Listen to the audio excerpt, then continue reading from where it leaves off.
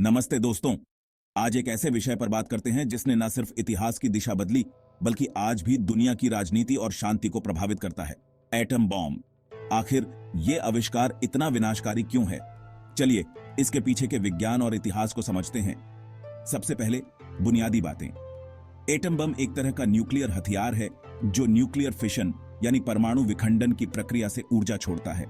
जब एक neutron uranium या प्लूटोनियम जैसे रेडियोएक्टिव पदार्थ के परमाणु के केंद्र से टकराता है तो वो उस परमाणु को तोड़ देता है। ये टूटने की प्रक्रिया भारी मात्रा में ऊर्जा को गर्मी और रेडिएशन के रूप में छोड़ती है, लेकिन ये यहीं नहीं रुकती। हर एक टूटने से और न्यूट्रॉन निकलते हैं जो फिर दूसरे एटमों को तोड़ते हैं।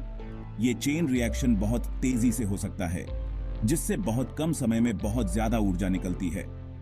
इसका नतीजा एक भयंकर विस्फोट जो पूरे शहरों को तबाह कर सकता है, जैसा कि द्वितीय विश्व युद्ध के दौरान हिरोशिमा और नागासाकी में देखा गया। लेकिन एक्सप्लोजनक शक्ति ही एटम बम को इतना घातक नहीं बनाती। एटम बम से निकलने वाला रेडिएशन भी उतना ही घातक हो सकता है। इस रेडिएशन में अल्फा पार्टिकल्स, बीटा पार्टिकल्स और गामा रेज होते हैं, जिनमें इंसानी शरीर के सेल्स को नुकसान पहुंचाने या खत्म करने की क्षमता होती है। इस रेडिएशन के संपर्क में आने से एक्यूट रेडिएशन सिंड्रोम हो सकता है और आने वाली पीढ़ियों में कैंसर और जेनेटिक डिफेक्ट्स का खतरा बढ़ सकता है। इसके अलावा एटम बम का पर्यावरण पर भी भयानक असर होता है। विस्फोट से तुरंत आग लग सकती है, जबकि लंबे समय तक रहने वाले प्रभावों में रेडियोएक्टिव फॉलआउट शामिल है, जो मीलों तक हवा, मिट्टी और पानी के स्रोतों को दूषित कर सकता है। इससे न सिर्फ इंसानी जीवन प्रभावित होता है, बल्कि वन्य जीव और इकोसिस्टम भी तबाह हो जाते हैं।